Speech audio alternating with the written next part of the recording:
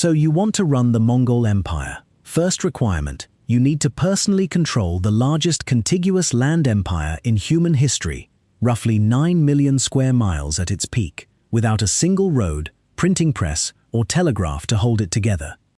Welcome to a business that conquered more territory in 25 years than Rome managed in 4 centuries, and somehow made most of that expansion profitable before the first arrow was even fired. Getting into the Khan business required one brutal entry requirement: total military unification of the Mongolian steppe tribes, something no one had managed for centuries before Temujin pulled it off around 1206 at a place called the Kurultai, a tribal assembly where he was formally declared Genghis Khan. That unification alone took roughly 20 years of internal warfare, alliance building, and calculated betrayals, consolidating an estimated 1 million Mongols into a single fighting force. You didn't apply for this job through any regulatory body. You earned it by outlasting every rival clan leader who might contest your claim, which is a hiring process with a mortality rate most modern industries would find unacceptable. If total conquest from scratch felt too slow, there was a faster path: absorb an existing military infrastructure instead of building one. When the Mongols defeated the Kara Khitan Khanate in 1218, they didn't just take territory, they inherited an entire administrative class of Persian and Uyghur scribes, tax collectors, and engineers who already knew how to run complex agricultural economies. This is roughly the medieval equivalent of an acquisition rather than a startup, and it's exactly why the Mongols could administer conquered Chinese and Persian territories within years instead of generations. Compare that to how conquest economics worked in contemporary Europe, where feudal lords fought over tiny parcels of land for decades to gain maybe a few hundred square miles. The Mongols captured more territory in a single decade, the 1210s through 1220s, than most European dynasties acquired across 300 years, because European warfare was built around siege attrition against stone castles, while Mongol cavalry could cover 100 miles a day using a relay system of remounts, making most European-style fortifications strategically useless against them. Here's a stat that surprises people. Contrary to the barbarian horde reputation, the Mongol Empire ran one of the most religiously tolerant and merit-based administrative systems of its era.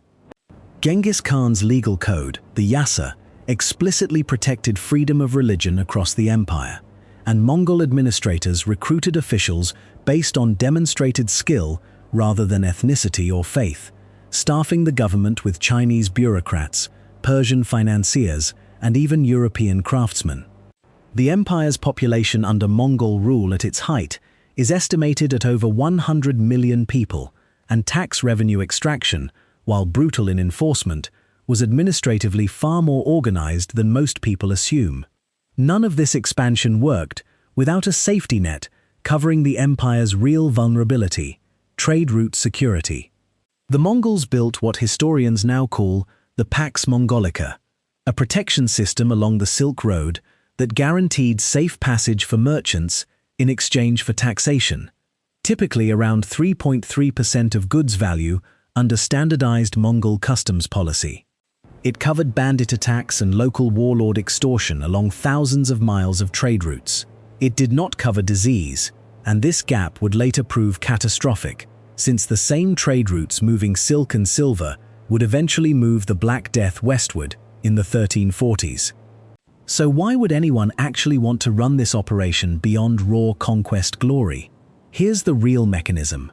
The Mongol Empire functioned primarily as a trade tax extraction and protection racket layered on top of military conquest, not a pure plunder economy. Once a region submitted, continued raiding stopped, and steady taxation began, meaning the empire made significantly more long-term revenue from stable commerce than from one-time looting. Conquest was the marketing, taxation was the actual business model. Picture it small.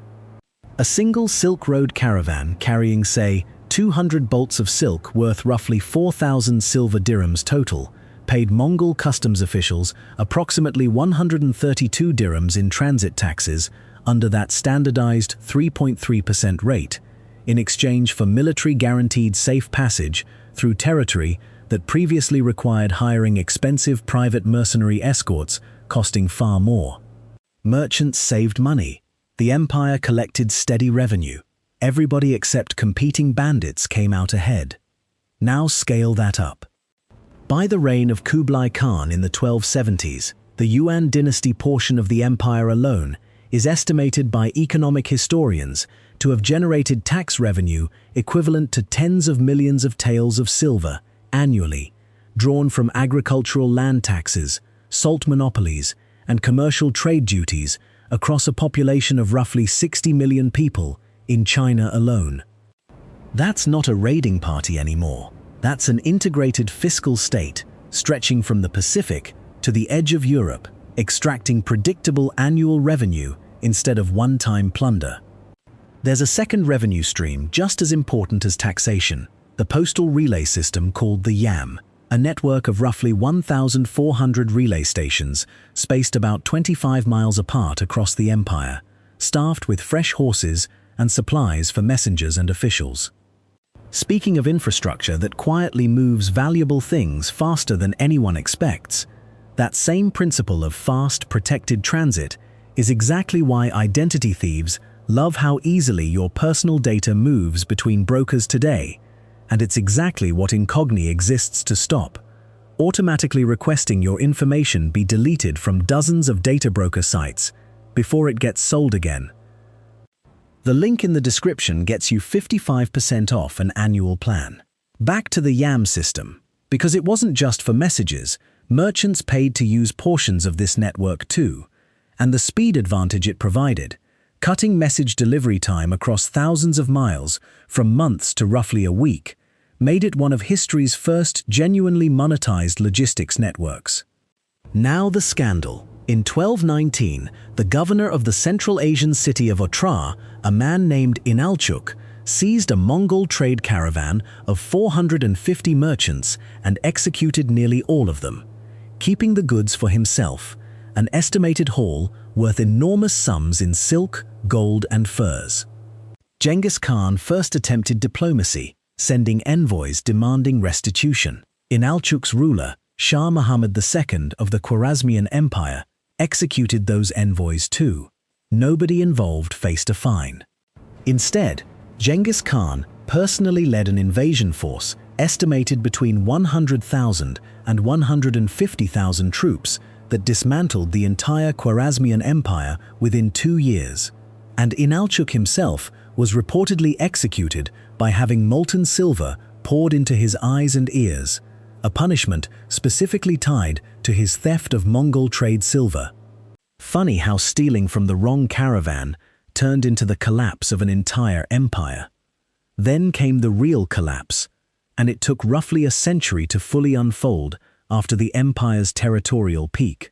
Starting in the 1330s, the Yuan dynasty portion of the empire faced compounding crises, catastrophic flooding of the Yellow River in 1344, that killed hundreds of thousands and destroyed agricultural tax revenue across central China, followed almost immediately by the Black Death moving westward along the very trade routes the Mongols had built to generate revenue, killing an estimated 25 million people in China alone between 1330 and 1350.